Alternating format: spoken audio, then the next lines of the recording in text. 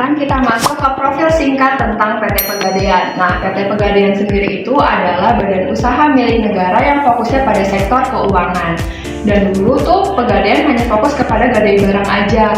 Tapi sekarang perusahaan ini sudah melakukan transformasi bisnisnya menjadi digitalisasi karena perubahan dan juga perkembangan zaman sekarang. Jadi perusahaan mereka ingin menunjukkan kalau perusahaan mereka tidak tertinggal, terus juga pengen dicapai itu menjadi perusahaan yang modern juga dan juga bisa lebih dekat dengan masyarakat. Nah, oleh karena itu Pegadaian Pegadaian memiliki peran penting untuk bisa menguatkan citra mereka, terus juga mengenalkan digitalisasi layanan mereka yang terbaru kepada masyarakat.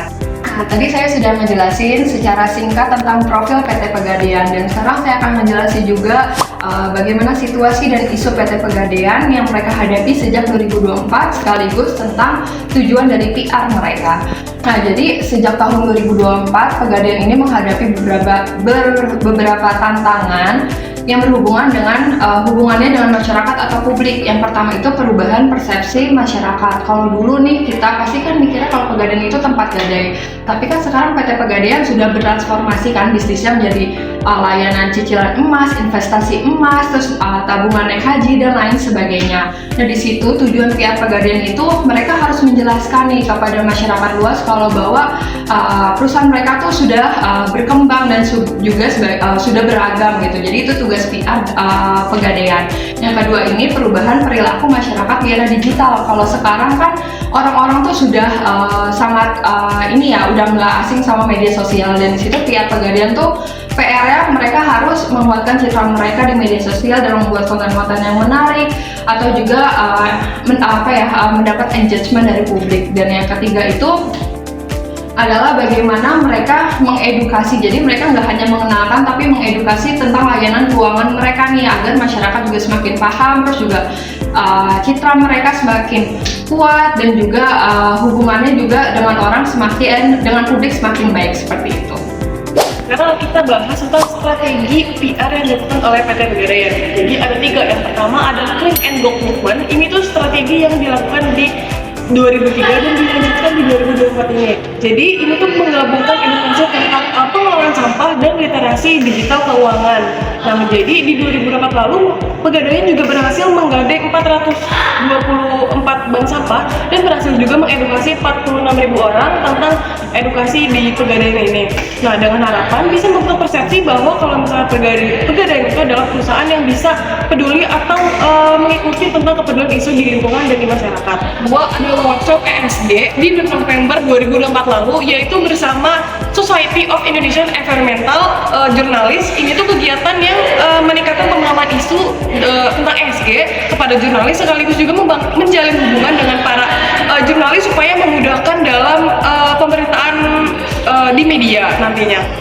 Nah, untuk yang ketiga, ada melakukan komunikasi digital. Pegadaian juga menggunakan media sosial seperti Instagram, TikTok, dan bahkan ke Twitter juga dengan tujuan mengedukasi tentang isi kontennya, yaitu tentang literasi digital, tentang investasi emas, dan juga bahkan ke pengelolaan keuangan sehari-hari di masyarakatnya perlu seperti apa.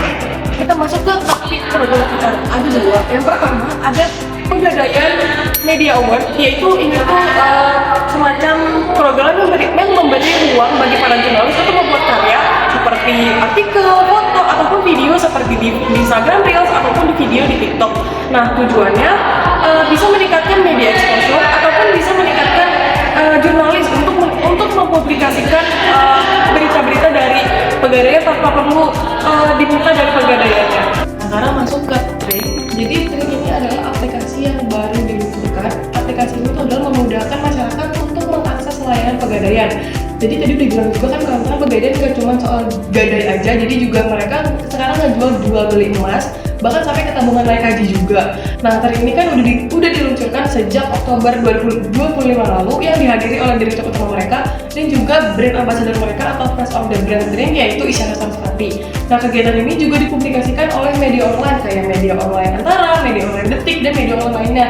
Nah, selain fokus di media digital, mereka juga ada membuka seminar yang mengundang beberapa kampus untuk hadir di gedung mereka supaya mereka bisa menjelaskan lebih lanjut tentang Tring ini aplikasi apa dan mereka bisa menggayat masyarakat anak-anak kampus supaya ikut beli dengan produk yang ada di Pegadaian atau yang ada di Terminal Media. Nah, sekarang masuk ke media dan kanal mereka. Yang pertama ada website resmi mereka yaitu pegadaian.co.id yang dimana menjelaskan tentang informasi produk mereka yang paling terbaru dan juga program-program mereka yang telah mereka jalani beberapa tahun terakhir. Nah, yang kedua ada media sosial mereka yaitu Instagram, TikTok, dan juga X atau Twitter yang dimana juga menjelaskan tentang informasi mereka tapi dengan gaya bahasa yang lebih santai menyesuaikan dengan target audiens mereka.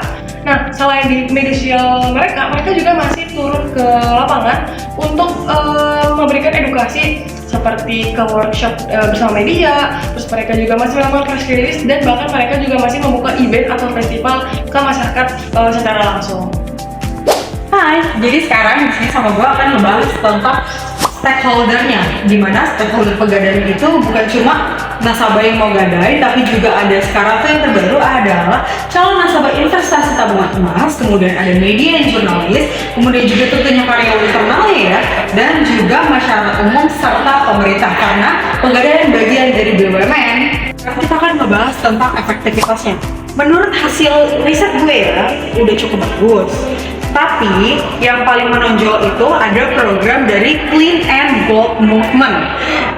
Ini sebenarnya itu targetnya itu 240 bank sampah binaan, tapi di tahun 2024 itu naik jadi 425 bank sampah binaan serta menyerap lebih dari 6 ton lebih sampah yang ada di Indonesia dan dapat mengedukasi lebih dari 46.000 masyarakat untuk bank sampah dan juga tabungan emas. Sekarang kita ngomongin tentang kelebihannya. Kelebihan yang paling menonjol adalah pastinya mereka itu konsisten terhadap media sosial mereka tentunya ya. Kalian bisa melihat di Instagram, TikTok maupun Facebook sosial media yang mereka punya. Kemudian juga mereka sangat konsisten nih terhadap program Pegadaian Media Awards yang dimana program Pegadaian Media Awards ini untuk membangun hubungan baik sama jurnalis dan media-media yang ada di Indonesia. Kemudian juga adanya model kepercayaan historikal yang dimana karena Pegadaian ini sudah berdiri sejak tahun 1901 dimana ya kali orang nggak percaya sama Pegadaian gitu kan, let's say ternyata seperti itu. Lalu yang terakhir adalah positioning ESG-nya yang cukup jenius karena Clean and Gold Movement-nya programnya punya data yang terukur dan juga narasinya sangat langsung dengan bisnis Pegadaian di bidang emas, terutama ini tuh bukan cuma sekadar jadi CSR doang. Ini itu dari gue Membahas kekurangan atau celah dari strategi PR PT Pegadaian. Walaupun PT Pegadaian ini udah berhasil melakukan transformasi dari lembaga gadai tradisional ke perusahaan jasa keuangan modern, tapi mereka ini masih ada beberapa celah-celah atau kekurangan dalam strategi PR-nya. Pertama, itu persepsi masyarakat itu masih identik dengan gadai saat terdesak, yang dimana sebagian besar masyarakat itu masih menganggap Pegadaian itu sebagai tempat menggadaikan barang ketika mengalami kesulitan ekonomi. Padahal selain untuk menggadaikan barang, PT Pegadaian itu punya berbagai macam layanan, yaitu mereka itu ada investasi emas, tabungan emas, lalu ada pembiayaan usaha, hingga layanan syariah lainnya. Kedua, ada edukasi digital mereka itu belum rata. Nah, Pegadaian itu udah aktif untuk menggunakan media sosial sama aplikasi digitalnya, namun masih banyak masyarakat itu yang belum tahu cara pengaplikasiannya itu bagaimana. Nah, termasuk di daerah-daerah tertentu atau kelompok-kelompok orang-orang yang lebih tua. Nah, itu ada komunikasi kepada generasi muda itu mereka masih kurang dan perlu ditingkatkan.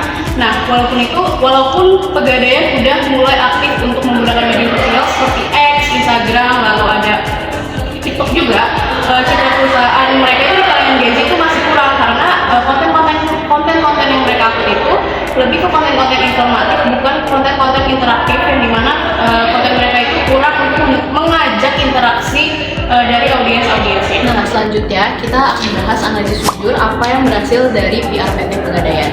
Nah, yang pertama itu PT Pegadaian itu mereka berhasil mengubah citra Pegadaian itu menjadi lebih modern melalui transformasi digital dan layanan yang lebih banyak dan beragam. Lalu mereka juga berhasil untuk meningkatkan kepercayaan masyarakat itu melalui edukasi keuangan dan inovasi produk seperti tabungan emas dan pelayanan digital. Nah, yang terakhir saya akan membahas rekomendasi dari kelompok kami strategi PR PT Pegadaian ke depannya itu harus seperti apa. Yang pertama itu PT Pegadaian itu harus memperbanyak konten edukasi yang sederhana dan menarik di media sosial. Lalu selanjutnya PT Pegadaian juga harus berkolaborasi dengan influencer atau komunitas untuk menjangkau generasi muda. Lalu yang terakhir ada bangun komunikasi dua arah dengan masyarakat melalui media digital agar lebih interaktif.